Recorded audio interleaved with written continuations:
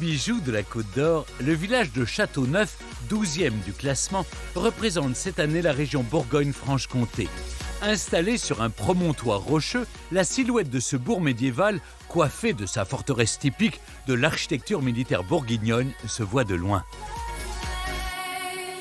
C'est depuis le chemin de halage du canal de Bourgogne, exceptionnel ouvrage d'architecture du XVIIIe siècle, que vous aurez sans doute la plus belle vue sur Châteauneuf et son château. Je vous propose de me suivre, nous allons au cœur du village retrouver Estelle pour commencer la visite. Quand on partait de bon matin, quand on partait sur les chemins, à bicyclette. Ah, la côte est dure, hein. Bonjour Estelle. Bonjour Stéphane. Et oui, notre citadelle, ça se mérite. Je vois ça. Oh, le point de vue est magnifique. Voilà. On a une vue assez gigantesque sur toute la vallée de la Vandenesse. On a une vue à 180 degrés où on peut découvrir le paysage de l'Aussois typique avec son bocage, ses champs et ses prés entourés de haies. Alors ici, pourquoi est-ce qu'on a construit ce château, ce village fortifié ? C'est au XIIe siècle que Jean Ier de Châteauneuf a installé un premier donjon sur les Pronts Rocheux. Et ensuite, autour de ce donjon, s'est développé tout un village qui a été fortifié un petit peu plus tard, entre le XIVe et le XVe siècle, avec 3 entrées différentes, 3 portes que je vais vous inviter à venir découvrir avec moi. Des 3 portes qui permettaient d'accéder au village, seule la porte nord est encore debout. À l'époque, cet important système défensif permit au bourg de devenir très actif sur le plan commercial et ainsi aux marchands du village de se faire construire de belles maisons. Il y a une autre chose qui frappe quand même quand on est ici à Châteauneuf, c'est l'unité architecturale. Il y a eu un incendie à la moitié du XVe siècle, mais on sait qu'une grande partie du village a été plus ou moins détruite et reconstruite ensuite. Alors l'avantage d'être sur cet éperon rocheux, c'est que les pierres qui ont été utilisées pour fabriquer le village venaient d'une carrière qui se trouve juste dans la forêt, derrière Châteauneuf. Ces façades sont absolument magiques là. Tout à fait. On voit que c'était une maison de marchand, puisqu'elle possède son étal en pierre qui permettait de présenter les produits. Je vais vous emmener voir une autre maison du XVe siècle. On va faire un petit jeu. Donc ici, je vous laisse découvrir ce blason et essayer de déterminer le nom du propriétaire qui est donc lisible dans la sculpture. Alors, c'est un animal qui est couché. C'est un daim. Alors, c'est une biche. Et puis en dessous, il y a un bois ou un... C'est un os, en fait. Un os, biche-os. Biche-os. Alors, c'est la maison Bichot. C'est un rébus, en fait. C'est un rébus, une sorte de rébus. C'est ce qu'on appelait des armoiries parlantes. Tout à fait. C'est très amusant. Et en fait, ça permet de découvrir le village en allant de maison en maison. On va regarder par exemple celle-ci, qui est un des très beaux exemples du village, qui s'appelle la maison aux moutons. Pourquoi le mouton? Parce que si vous regardez tout en haut de la tour... Ah oui, c'est un petit mouton. Voilà, c'est un petit mouton. On retrouve un petit peu y a aussi un peu le la lainage, laine, voilà, la laine de mouton. Et toute la splendeur de cette maison va résider justement dans l'entourage de ces ouvertures. Donc on voit que toutes les fenêtres sont sculptées. Donc c'est une des maisons les plus riches du village. Là, il y a une très belle sculpture aussi au fronton de cette tourelle. Oui. On dirait un cavalier. Ce serait le blason d'Anne de Montmorency. On le reconnaît justement parce qu'il avait particulièrement sur son emblème toujours le glaive levé sur son cheval. J'aimais bien le temps où Anne était un prénom masculin. Oui. Anne de Montmorency. C'est ça. Compagnon de François Ier. Tout à fait.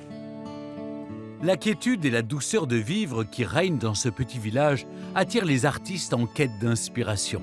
C'est dans l'atelier de l'un d'entre eux que j'ai rendez-vous maintenant. Bonjour, je peux entrer? Oui, oui, bien sûr.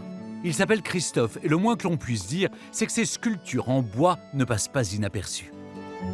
Ah là là, cette famille d'ours, elle est impressionnante. Hein. Et en fait, c'est des arbres qui ont été abattus. Oui, celui-là était foudroyé, donc il fallait qu'il soit coupé. Oui, c'est une démarche très écologique en fait. Et puis parfois, si on a un arbre qui est abîmé dans son jardin, vous le transformez. Oui, puis les gens, des fois, ils y tiennent à leur arbre. Alors, au lieu qu'il soit supprimé, oui. C'est pas mal d'en faire quelque chose. En sculpture, oui. Et là, vous faites quoi? Un sanglier? Un sanglier, voilà. Et alors, les dents, vous les faites avec quoi? C'est du bois aussi, c'est de l'assemblage. Ah oui, Celui-là, chaque tête, c'est une branche, quoi, en fait. C'est très fort.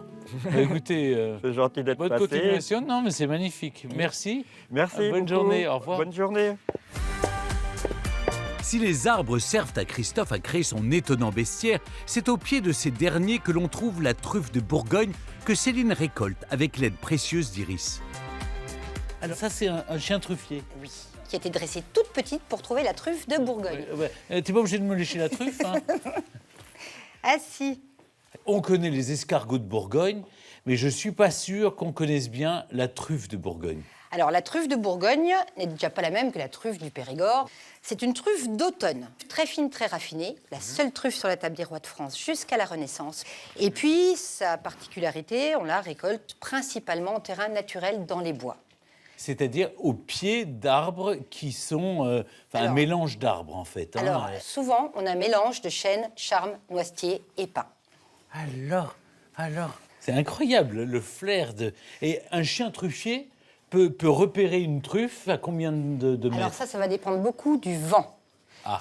J'ai vu mes chiens aller chercher une truffe à plus de 500 mètres, À plus de 500 mètres. dans les bois, oui. Alors, je vais vous faire déguster une huile de tournesol. Et vous allez avoir exactement l'équivalent d'une lamelle de truffe sur un bout de pain. Ah oui. Ensuite, Ah. moussinette de foie gras, 4% de truffe de Bourgogne à l'Armagnac. J'attaque. hein. Ah oui, bah, il faut. C'est du foie gras truffé. Oui, moussinette de foie gras aux truffes. C'est super bon, Céline. Merci. Il est grand temps pour moi de vous emmener visiter maintenant la perle du village, le château de Châteauneuf. Et j'ai justement rendez-vous avec la conservatrice Virginie qui va nous en dévoiler tous les secrets.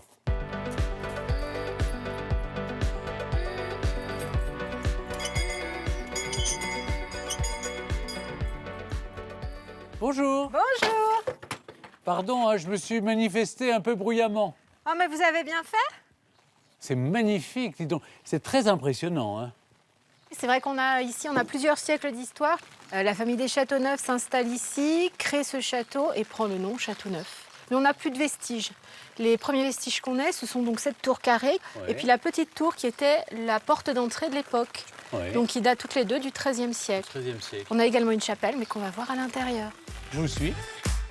Au milieu du XVe siècle, le château de Châteauneuf change de propriétaire. Philippe le Bon, duc de Bourgogne, attribue alors la forteresse à l'un de ses proches conseillers, Philippe Pau. C'est lui? Alors c'est lui, c'est pas tout à fait lui quand même, parce que c'est une copie du tombeau d'origine de Philippe Pau qui se trouve au Louvre. C'est lui tel qu'il voulait qu'on l'imagine pour l'éternité. Et donc Philippe Pau, quand il arrive en 1456, eh bien, il fait redécorer.